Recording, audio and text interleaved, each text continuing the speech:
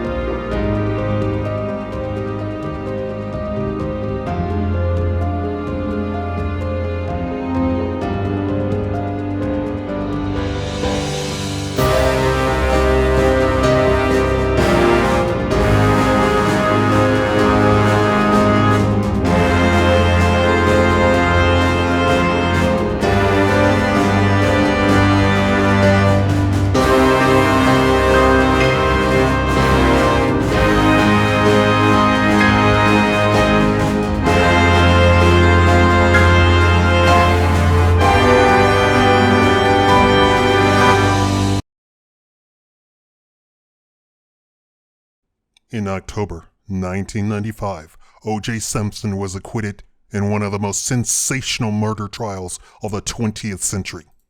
As millions of stunned viewers watched on, the former American football star was declared not guilty of the murders of his ex-wife Nicole Brown and her friend Ron Goldman. The trial had become a global media circus, and despite much evidence indicating Simpson's guilt, his lawyers' accusations of evidence tampering and racism among the LA police convinced the jury to reluctantly acquit. The general consensus regarding the verdict as a miscarriage of justice, Simpson was obviously guilty and had bought the acquittal with his expensive all-star team of lawyers. The media strongly focused on Simpson's guilt. One Notorious Time magazine cover was deliberately darkened, allegedly to show Simpson in a more sinister light. Few countenanced the idea that Simpson might be innocent. We now continue with the O.J. conspiracy. A high-profile American TV show dramatized the O.J. Simpson case in 2016. With actor Cuba Gooding Jr. playing O.J., it followed much the same de facto narrative about the crime as has been featured in the media since 1994. In recent years, however, some investigators have challenged this widespread belief that Simpson was guilty of the murders and begun to focus on his son, Jason. Jason Simpson, the theory goes, was a deeply troubled and violent young man who did not have an alibi for the night and carried knives on his person. Could Jason be the true murderer of Nicole and Ron? Evidence. 4. Number 1. Jason's violent temper. Jason had a history of violent outbursts and was diagnosed with IED, intermittent explosive disorder, a syndrome characterized by extreme outbursts of anger and rage over often trivial matters. At the time of the murders, Jason was on probation after being arrested for attacking a former employer with a knife. 2 months earlier, he violently assaulted Jennifer Green, his then girlfriend. On another occasion, he attacked a former girlfriend and sliced off her hair with a knife. Jason's diaries reveal a man tormented by obsessive feelings of violence. One entry reads, "It's the year of the knife for me. I cut away my problems with a knife.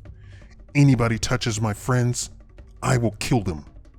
I'm also tired of being Dr. Jekyll and Mr. Hyde."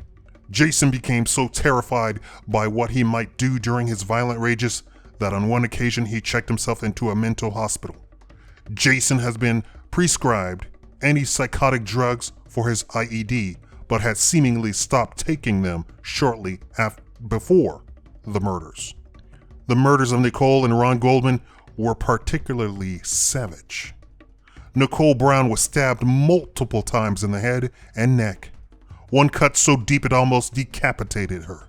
Ron Goldman suffered dozens of stab wounds to his head, neck, and body in a prolonged fight with the murderer. Police described the brutal murders as rage killings.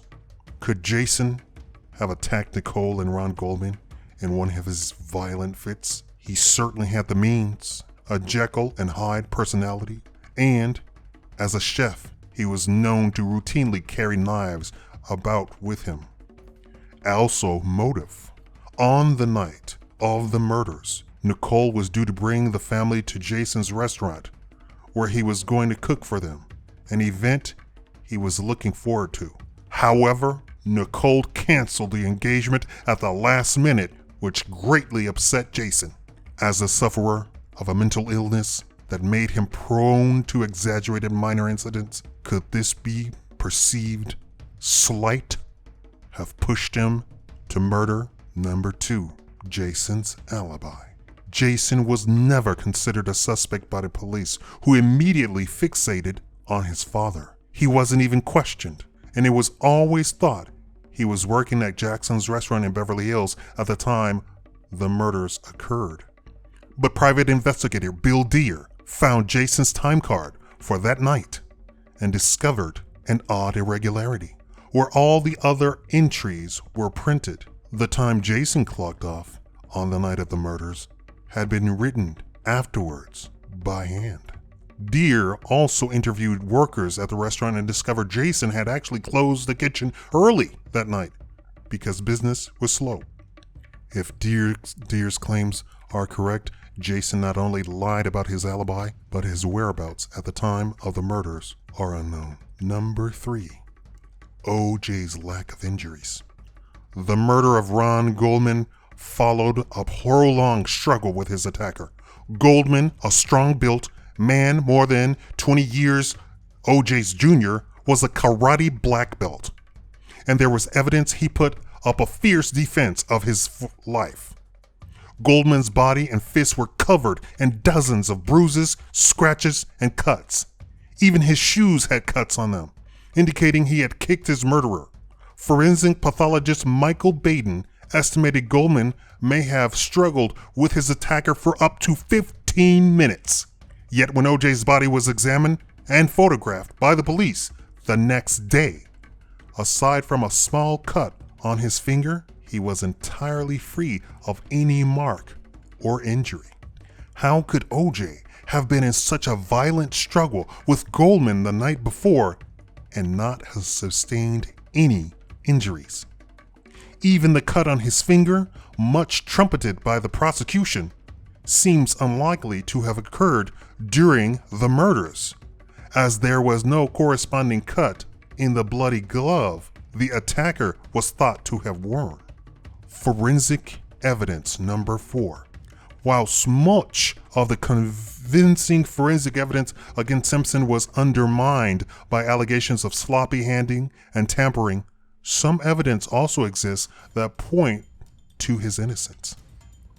Blood and skin found under Nicole's fingernails, as well as blood splatter on her back, matched neither her, Ron Goldman, or O.J. Simpson, and are unidentified to this day. Jason was never interviewed by the police and never gave a DNA sample. Was the blood his? The navy blue knit cap found at the scene matched a knit cap Jason was known to wear before the murders. Hair from an Afro-American male, as well as dog hairs, were found in the cap. One picture showing Jason wearing an identical cap has him reclined on his bed with his dog. No knife matching the murder weapon was ever found amongst O.J.'s belongings. However, a knife found amongst Jason's belongings is consistent with the wound thought to have been inflicted with the butt of a knife on Nicole's head. Evidence against. Number 1, the Bronco chase.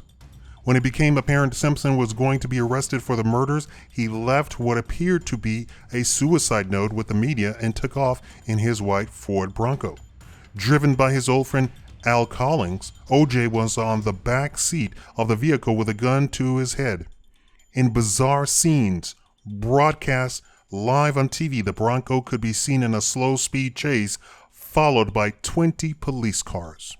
After more than an hour of pleading, Simpson was finally persuaded to put the gun down, and he handed himself in to the authorities. In the Bronco, the police found $8,000 in cash, a change of clothing, a loaded .357 Magnum, a passport, family pictures, and a fake goatee and mustache. Simpson's extraordinary behavior was clearly indicative of some kind of guilt, and many took it almost as a confession.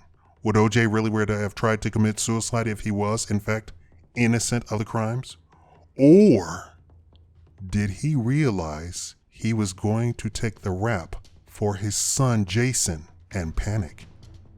Number 2, footprints. Bloody footprints found at the scene matched O.J.'s rare size 12 Bruno Magli shoes. Simpson denied ever owning a pair of the shoes, but investigators uncovered multiple photographs showing him wearing the Bruno Magli. It seemed at the very least O.J. was present at the crime scene. But was he the murderer? Or was he present there, an attempt to cover up for Jason? Number 3, witnesses. Multiple witnesses report seeing Simpson near the vicinity of the crime scene around the time of the murders, but none reported seeing Jason. Local resident Jill Shively nearly collided with O.J.'s speeding Bronco when it ran a red light close to the murder scene just minutes after the attacks were thought to have occurred. Quote, "O.J. was inches away from me," she said. "His eyes were like a madman's. He waved his arms and screamed, 'Move, get out the way.'" Nicole's neighbor, Robert Heidstra, also testified seeing a white vehicle similar to Simpson's Bronco rapidly leaving the murder scene. These witnesses look bad for O.J., but they are not evidence that he killed Brown and Goldman, only that he may have been present at the crime scene. Now, the last 3 parts are suggesting guilt, but they are simply circumstantial. They're not evidence of an actual crime. But in light of the actual evidence of the cap, the knives, the hair, the dog hair, the complete lack of any markings on O.J.'s body, with the evidence that there was a furious fight with a karate expert, O.J. is known to have arthritis. This all points to somebody other than O.J.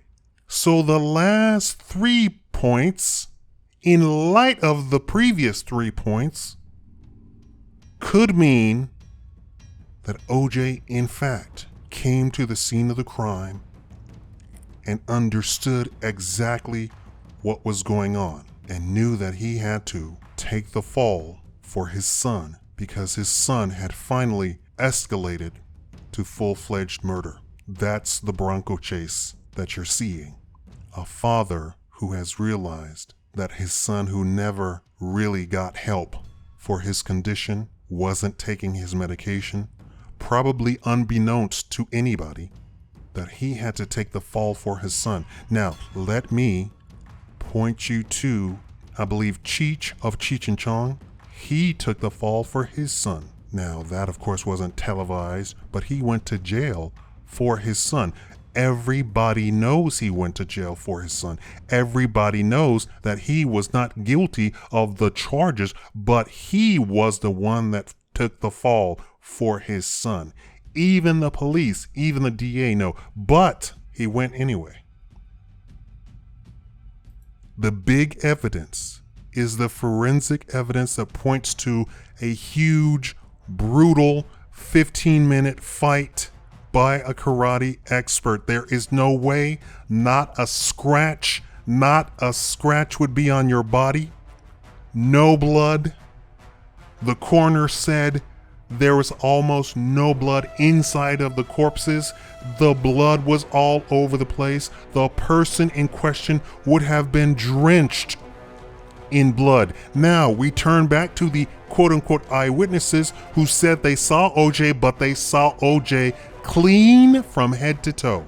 So the evidence that you think you're seeing of an eyewitness placing him at the scene of the crime simply places him at the scene of the crime, but it also proves his innocence because he is clean from head to toe right after the murders.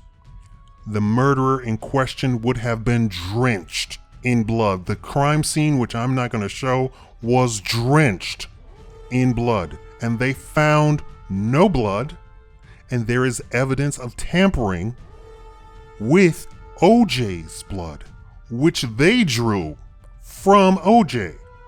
And once again, it did not match OJ's blood. Didn't match OJ, didn't match Nicole, didn't match Goldman.